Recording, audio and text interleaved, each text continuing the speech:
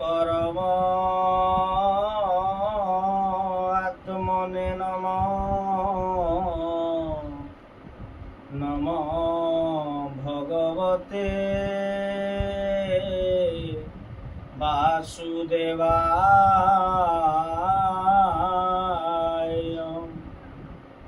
अनंत संसार महासमुद्रे मगनान समभ्युधर वासुदेव अनंत रूपेण विनिजयस्व अनंत रूपाय नमो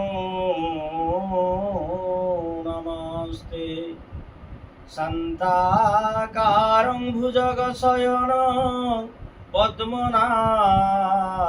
सुरेशं विश्वाधारं गगनसदृशं मेघवर्णं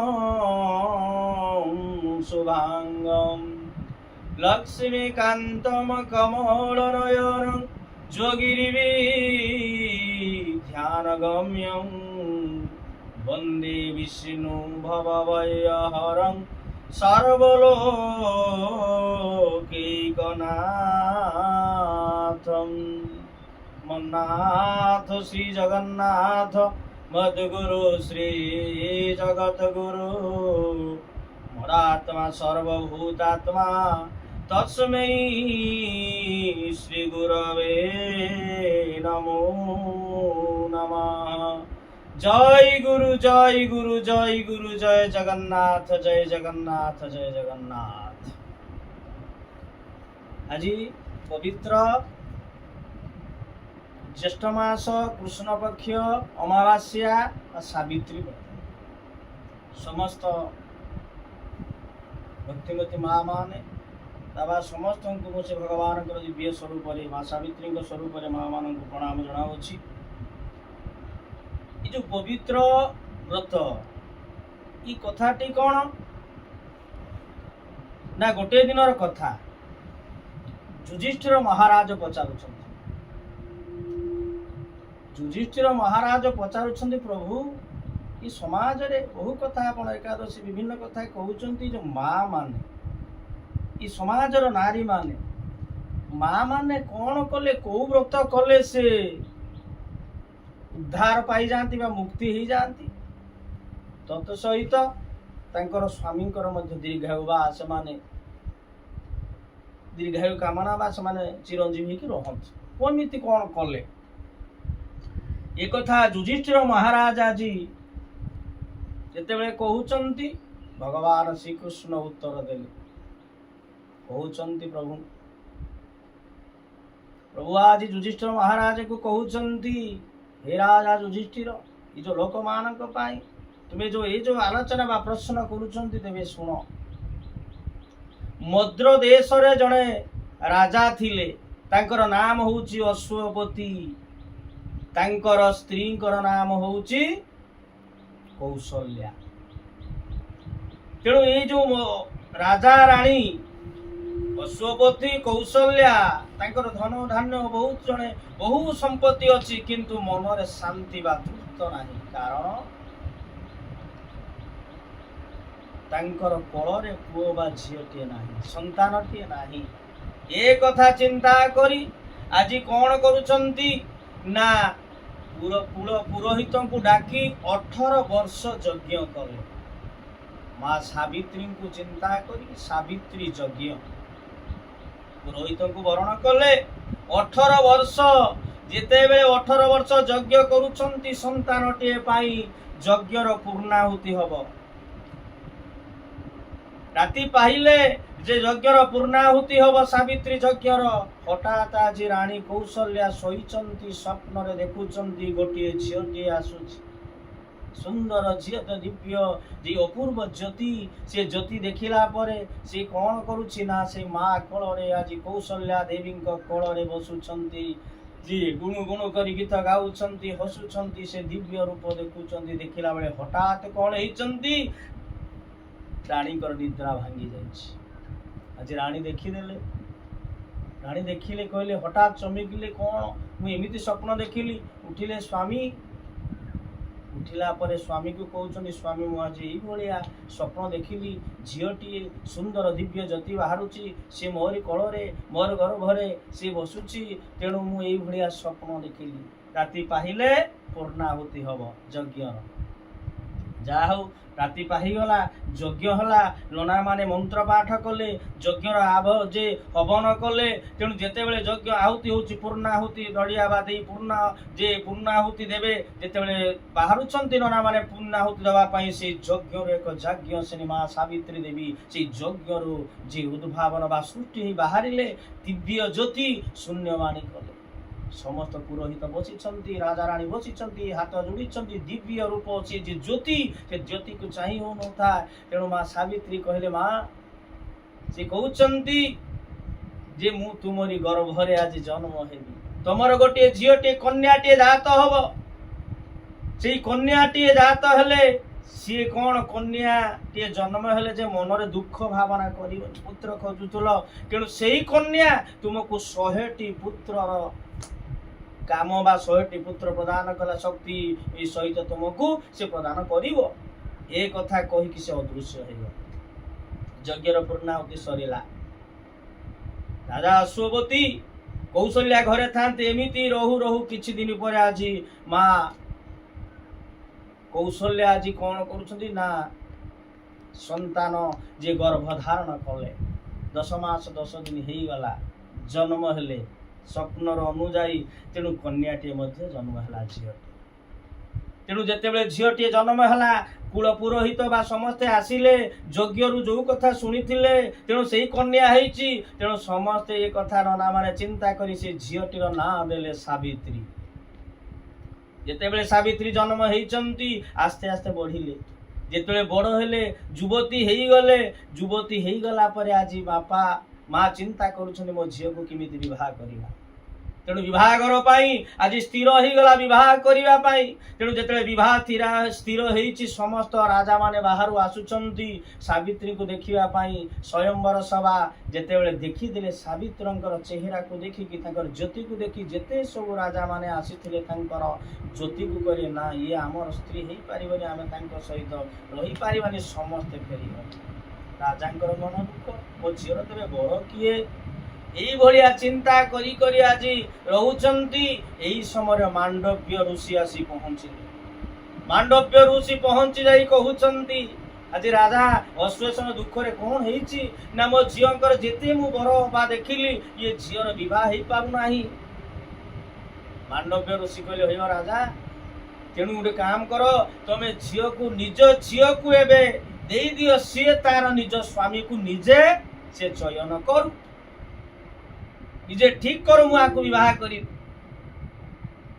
ए कथा कही मांडव ऋषि चली गले एपटे कौन हेचंती ना राजा अनुमति देले सावित्री तांको सखी मानक सहित अश्वरथ रे आज गले जाऊ जाऊ बहु दूर जंगल भितर देखिले आश्रमटीए अछि किछि ऋषि माने अछंती एही समय तपोवन नामक एक जंगल रे पहुंची गला परे देखि देले गोटिए युवक सुंदर युवकटीए देखि देई सखी मानक कहले सखी देखिला परे कामस्वर तांको भितर जागृत हेई गला ये ही मोर प्रकृत स्वामी मने मने चिंता करी मन रे तांको वर्ण कले ये मोर होची प्रकृत रे सब कोन निज स्वामी आकु विवाह भी चयन कर सारा पर काम जर्जरित आज शरीर मध्य काम कामित हो गले तेणु ए कथा देखिकी से जे पिलाटी को से कौन करुचंती ना सखी मान कहले चल हो गला आम काम फेरिले घर जितेबेले घर को फेरीचंती ए घर फेरिला पर बापा कहले हाँ बापा चयन हो गला यही भलिया कथा एमिति तपोवन अच्छी ऋषिटी अच्छा गोटे राजकुमार अच्छा देखा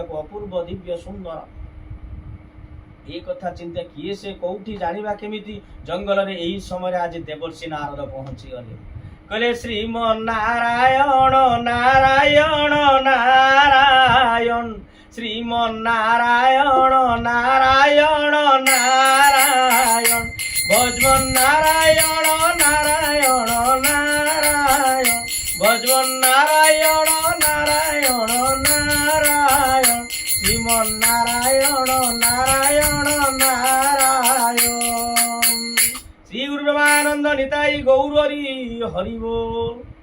ତେଣୁ ନାରାୟଣ ନାରାୟଣ କହି ନାରଦ ଆଜି ଯେତେବେଳେ ପହଞ୍ଚି ଯାଇଛନ୍ତି, ଯେ ମନରେ ଆଜି ଦୁଃଖିତ ଯେତେବେଳେ ହୋଇଛନ୍ତି କି ଅଶ୍ୱସେନ ରାଜା କହିଲେ ଅଭାଗ୍ୟ ସାଧୁ ଆସିଛନ୍ତି, ତେଣୁ ତାଙ୍କ ପାଖରେ ତାଙ୍କୁ ଠିକ ଭାବରେ ଅତିଥି ବା ସତ୍କାର କଲେ, ତାଙ୍କୁ ସେବା କଲେ, ଗୋଡ଼ ଧୋଇଦେଲେ, ଆଣି ଘରେ ବସେଇଲେ। ତାପରେ କହିଲେ ରାଜା ଏମିତି କ'ଣ ମନ ନା, ଏମିତି ମୋ ଝିଅ ସବୁ କଥା ଯେତେବେଳେ କହିଦେଲେ ବିବାହର ହେଇପାରୁନି, କିନ୍ତୁ ଝିଅ ଏବେ ଦେଖିଛି, କୋଉଠି ଦେଖିଛି, କ'ଣ ତପବନ କହୁଛନ୍ତି, ଆପଣ ତ ତ୍ରିକାଳଦର୍ଶୀ ସବୁ କଥା ଜାଣନ୍ତି, ଆପଣ କୁହନ୍ତୁ। ଯେତେବେଳେ ଇଏ କଥା କହିଛନ୍ତି, ନବୀନ ଭାବରେ କହିଛନ୍ତି ରାଜା, ଆଜି ଦେବର୍ଷି ନାରଦ କହୁଛନ୍ତି, ଆଜି ଜଗବଳରେ ଜାଣିଲେ, କହିଲେ ହଁ, ତେଣୁ ସିଏ ହଉଛନ୍ତି ଶାଲ୍ୟ ଦେଶର ରାଜା, ଯେ ଦ୍ୱିମତ ସେନ, ତାଙ୍କର ସ୍ତ୍ରୀ ହଉଛନ୍ତି, ତାଙ୍କର ଯେ ପ୍ରକୃତରେ ସ୍ତ୍ରୀ ହଉଛନ୍ତି ମାଳବିକା। ତେଣୁ ଏଇ ଯୋଉ ରାଜା, ତାଙ୍କର ଗୋଟିଏ ପୁତ୍ର ଅଛି, ତାର ନାମ ହଉଛି ସତ୍ୟବାନ। ତେଣୁ ଏଇ ସତ୍ୟବାନକୁ ସିଏ ଚୟନ କରିଛି। ତ୍ରିକାଳ କହିଲେ ଗୋଟିଏ ଦେଖିଲା ଠିକ ଅଛି, କିନ୍ତୁ ଗୋଟିଏ ବ୍ୟତିକ୍ରମ ଅଛି। କ'ଣ ବ୍ୟତିକ୍ରମ? ଆଜି କହିଦେଲେ, ଝିଅକୁ ଦେଖିଦେଲେ, ନାରଦ ଆଜି ଦେଖିଦେଲେ ସାବିତ୍ରୀକୁ, କହିଲେ ତା ମନର ଯୋଉ କାମର ଯୋଉ ଶରୀର ଯୋଉ ତାର ଆକାଂକ୍ଷା ଦେଖିଦେଇ ମଧ୍ୟ କହିଲେ ମାରେ କ'ଣ ନା ମୁଁ ସୀତାଙ୍କୁ ହିଁ ବିବାହ କରିବି। ସେଇଠୁ କହିଲେ କ'ଣ ବ୍ୟତିକ୍ରମ ଅଛି ନା, ସିଏ ଗୋଟିଏ ବର୍ଷ ପରେ ସେ ମରିଯିବ, ସିଏ ଆଉ ବଞ୍ଚିବନି ଇହଧାମରେ। ତେଣୁ ତୁମେ ସ୍ୱାମୀ ପତିହରା ହେଇଯିବ। ଯେତେବେଳେ ଏ କଥା ଚିନ୍ତା କଲେ, ବାପା ଶୁଣିଲେ, କହିଲେ ମୁଁ ଚାହୁଁ ମୋର ଯେ ଝିଅର ସ୍ୱାମୀ ଚାଲିଯିବ, ମୁଁ ସହ୍ୟ କରିପାରିବିନି। ଆଜି ଦେବର୍ଷି ନାରଦ ଲକ୍ଷ୍ୟ କଲେ, ଅନେଇ ଦେଲେ, ଆଜି ଅନେଇ ଦେଲେ ସାବିତ୍ରୀଙ୍କୁ। ସାବିତ୍ରୀଙ୍କ ମନରେ କିଛି ପ୍ରତିକ୍ରିୟା କିଛି ନାହିଁ। ସେ ଦେଖିଲେ, ମୁଁ ତାକୁ ସାବିତ୍ରୀଙ୍କୁ ପଚାରିଲେ କ'ଣ ନା, ମୁଁ ଯେତେବେଳେ ମନରେ ବରଣ କରିଛନ୍ତି, ମଲେ ମଧ୍ୟ ସିଏ ମୋର ସ୍ୱାମୀ, ମୁଁ ମନରେ ତାଙ୍କୁ ମୋ ଦେହ ଭିତରେ ମନ ଭିତରେ ମୁଁ ତାଙ୍କୁ ସ୍ଥାନ ଦେଇ ସାରିଛି। ତେଣୁ ସେ କହିଲେ ମଧ୍ୟ ମୁଁ ତାଙ୍କ ବ୍ୟତୀତ ମୁଁ ଆଉ କାହାକୁ ବିବାହ ହେବିନି, ମୁଁ ଅସତୀ ହେଇପାରିବି ନାହିଁ। ତେଣୁ ଏଇ କଥା ଯେତେବେଳେ ନାରଦଙ୍କ ପାଖରେ କହିଲେ, ନାରଦ ଜାଣିଲେ, ପିତାଙ୍କୁ କହିଲେ ହେ ରାଜା ଅଶ୍ୱସେନ, ଏ ଅଶ୍ୱପତି ରାଜା, ତେଣୁ ତୁମେ ଏବେ ଆଉ ଝିଅକୁ ସେଇଠି ତାର ମନ ଇଚ୍ଛା ତାକୁ ଦିଅ।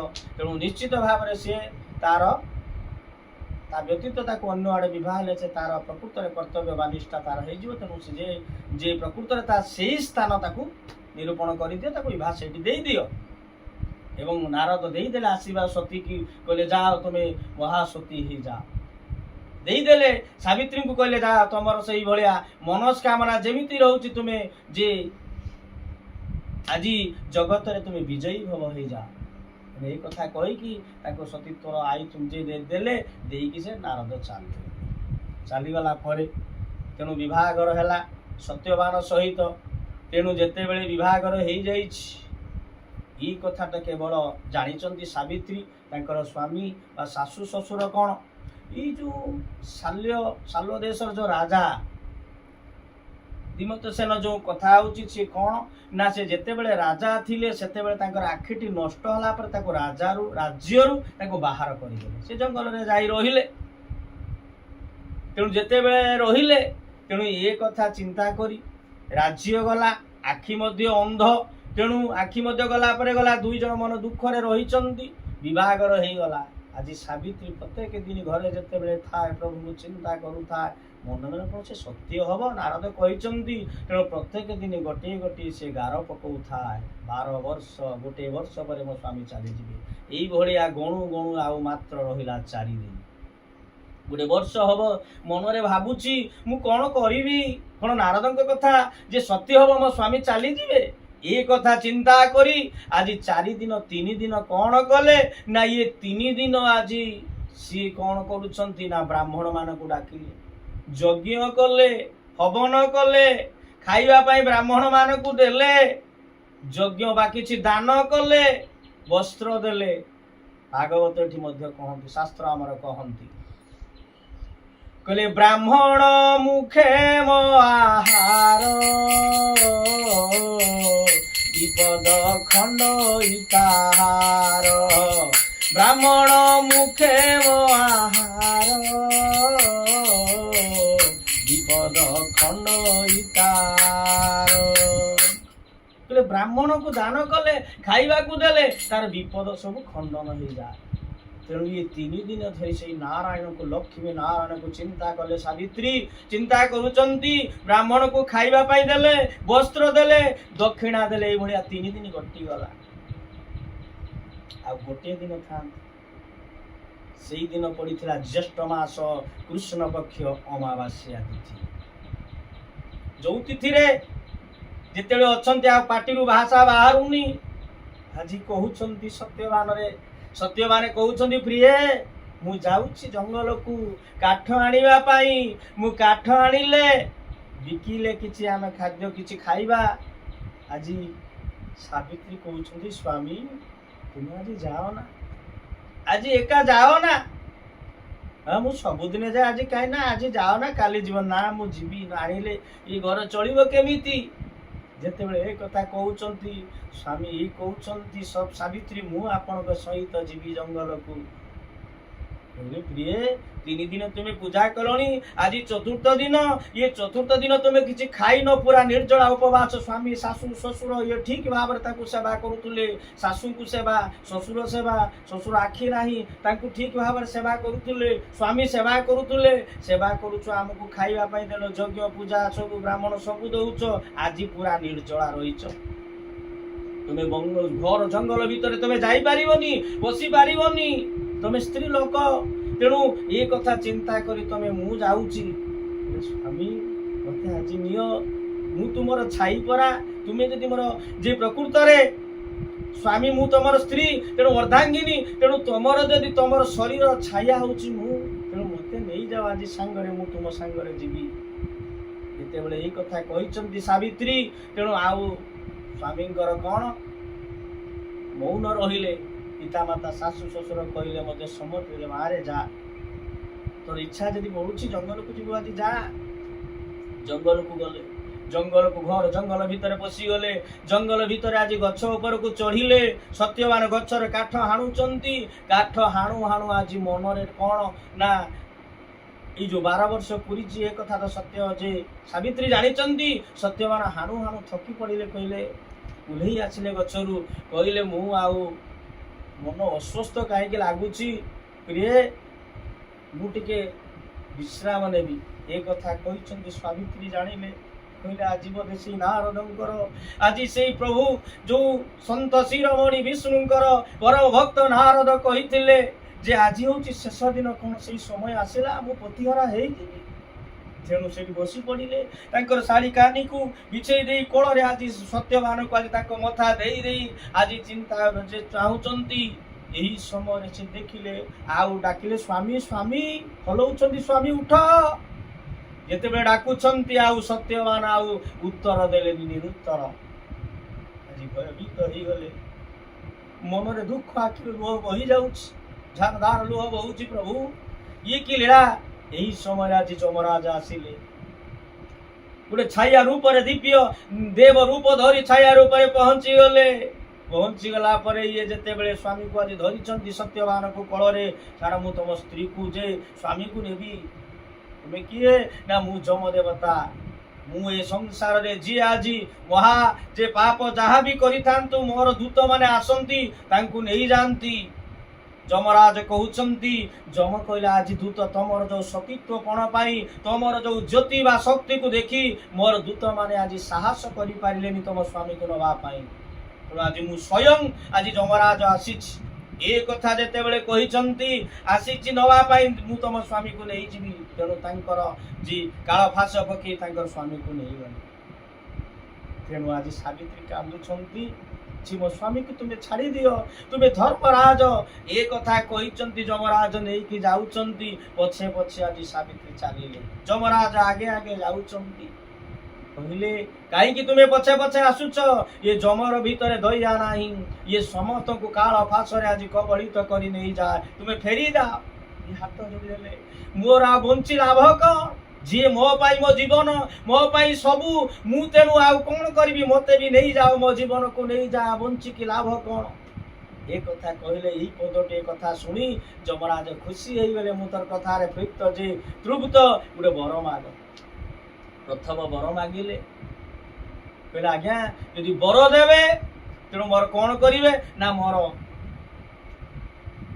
शशुर आखि ना आखिटे चक्षुटे कहले तथा कहले तो स्वामी जीवन व्यतीत आउ जहा बर मागुचु मा कहले मो जे शशुर जे चक्षुटे प्राप्त हो कहले तथा छाड़िले किछि बाट गला परे पुणी दौड़िले कहले जेते बेले दौड़ी दौड़ी जाउचंती जे पुणी आसिलो पछे पछे कौन महिषी पिठी रे आज चढ़ी जमराज जाउचंती पहुंची गले जेते बेले पहुंची जाइचंती एई समय जेते बेले जाउचंती कोन पई पुणी आसिलो कहले आज्ञा पुणी कहउछन ओह भाग्य एते पुण्य अनेक शास्त्र अनेक जन्म पुण्य फले मनुष्य जन्म एसइले केते पुण्य करे मनुष्य पाइछि आपण स्वयं जमराज को आज दर्शन कली अह भाग्य जेतेबेले ए कथा कहिचंती जमराज खुशी होले कहले माग द्वितीय वर मागिले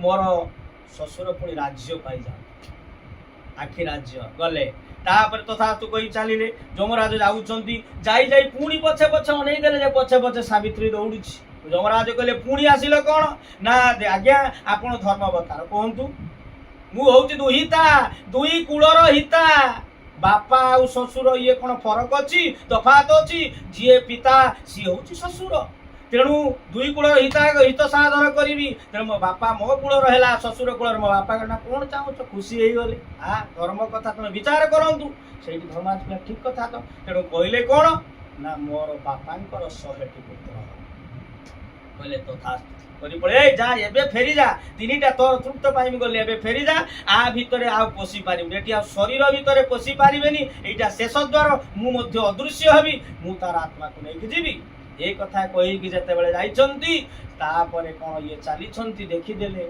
आज्ञा हाथ जोड़ी देले ठाकुरे हे ठाकुर हे जम देवता डाकी देले कोन हेची कोन मु देली बर तुमे फेरी जा ठीक सुनो शास्त्र कहउचंती जे अमृत विनय वचन कहित शिव प्राणी मन बोले मिठा अमृत भाव रे कहिले ठाकुरे सुनंतु ना कोन एटा शेष कथा कोन कहउच को तमे पसी पारिबनी जम मध्य बैठी दूत माने छाड़ीबेनी ओ शरीर रे आमे एठी जीवा शून्य होई को ना आपण ठाकुर टिके धर्मावतार आपण सूर्य देवंकर पुत्र जमराज तेणु आपण सूर्यंकर तेज आपण पाखे अच्छे मत जाली पुड़ी बाउंस कर दियो मत मारी दियो ये जीवन थाई लाभ कौन जमराज खुशी कहले खुशी कौन जाली पुड़ी जमराज पुत्र जे सूर्यंकर पुत्र ये कथा जिते कह खुशी हेले माग तो स्वामी गति तो कौन मागुचु माग एबे मु जीवी शेष तू पची पारिबुनी मु जीवी कहले मो स्वामी औरुषरु 6टी पुत्र हब जमराज कहले तथा कहले जा जेतेबेले जाउछंती कहले आज्ञा सुनंतु विनय भाव रे कहउछंती आपनक कथा वचन रक्षा करंतु आपनकर कथा आपन कहिले मो बर नाम देले आ मो स्वामी पाई मागिनी मोर स्वामी मु जदि आउ काहा को विवाह हेबी मुटे असती हेई जीवी काहा सहित मो स्वामी रु जेतेबेले 100टी पुत्र हब तांको औरसरु आपन तथास्तु करले तेणु मु आउ जीवन रे काहा अन्य पुरुष धरि बा आउ गोटे विवाह हेबी ताने विवाह हेले कोन मो असती हेई जीवी आपनक वचन को आपन रक्षा कर जमराज के कथाटी कहि देले सत्यवान जे आज सावित्री जेते कहले जमराज के मथा कोन मोर विग्रह हेई गला तेणु ये बर देदेली बोला तुम पाखे मुझे परास्त हेली जमराज कहले मु परास्त हेली जा रे तुम फेरी जा तुम जीति गल महासती सावित्री तुमरी कथा जे चिंता करिवो पूजा करिवो तेणु से मुक्ति हे जीवो ये कथा तुम फेरी जाओ तुम स्वामी को नहीं तेणु जमराज फेरई देले तांकर आत्मा को तेणु से आज तांकर स्वामी सत्यवान उठिले कहले एते समय मु सुई गली कुआड़ जाइथिलो बापा कोन हबो एमिति तापर बापा स्वामी को नेकी गले बापा चक्षुदान पाइछथि आनंदित हेले जे मा राज्य मध्य जे पाइले थी तांकर कोन आउ एपटे तांकर पितांकर मध्य 100टी पुत्र हला शेष रे सबु कथाटे जेतले सासु ससुर को वर्णना कले जमंकर कथा तांकर मृत्युवरण कथा खुशी हेई गले सावित्री सेइटु व्रत कले सेइ ता परे कोन ज्येष्ठ मास कृष्ण पक्ष अमावास्या तिथि रे मा ସାବିତ୍ରୀ କ'ଣ କରୁଛନ୍ତି ନା 8ଟି ଯେ ଦୁବକେରା 8ଟି ବରକୋଳି ପତ୍ର ଆଉ ଗୋଟେ 8 ଗଣ୍ଠି ବିଶିଷ୍ଟ ଗୋଟେ ଧଳି ଯେ ହଳଦିଆ ସୂତାରେ ତାକୁ ବାନ୍ଧି ତେଣୁ ମା ଲକ୍ଷ୍ମୀ ନାରାୟଣକୁ ଚିନ୍ତା କଲେ ପୂଜା କଲେ ଲକ୍ଷ୍ମୀ ନାରାୟଣ ମନ୍ଦିର ବା ପୂଜା କରି ଲକ୍ଷ୍ମୀ ନାରାୟଣକୁ ଚିନ୍ତା କଲେ ସେଠି ବିଭିନ୍ନ ପ୍ରକାର ଫଳ ନେଲେ ଆମ୍ବ ଯେ ପଣସ କଦଳୀ ନଡ଼ିଆ ଖଜୁରୀ ବିଭିନ୍ନ ପ୍ରକାର ଫଳ ନେଇ ଠାକୁରକୁ ଯେ ସମର୍ପଣ କରି ଲକ୍ଷ୍ମୀ ନାରାୟଣଙ୍କୁ କରି ବ୍ରତ ବାନ୍ଧିକି ଆଜି ନାରାୟଣ ହାତରେ ବ୍ରତ ବାନ୍ଧି ତାଙ୍କର ଜୀବନକୁ ସାର୍ଥକ କରିବେ ମା ମାନେ ଯେ ଆଜିର ଯୋଉ ଦିନ ଏଇ ଯୋଉ ସାବିତ୍ରୀ ବ୍ରତରେ ତେଣୁ ଆପଣମାନେ ଏକ ମନ୍ତ୍ରକୁ ଯେ ଧାରଣ କରିବେ ଏଇ ମନ୍ତ୍ରକୁ ଧାରଣ କଲେ ବା ପାଠ କଲେ ସ୍ମରଣ କଲେ ବା ଗାୟତ୍ରୀ ବା ସାବିତ୍ରୀଙ୍କର କୃପା ସହିତ ଲକ୍ଷ୍ମୀ ନାରାୟଣଙ୍କର କୃପା ଯେ ପ୍ରାପ୍ତ ହେବେ ସେ ମନ୍ତ୍ରଟି ହେଉଛି ଓମ୍ ଭୂର୍ଭୁବଃ ସ୍ୱଃ ତତ୍ ସବିତୁର୍ବରେଣ୍ୟଂ ଭର୍ଗୋ ଦେବସ୍ୟ ଧୀମହି ଧିୟୋ ୟୋ ନ ପ୍ରଚୋଦୟାତ୍।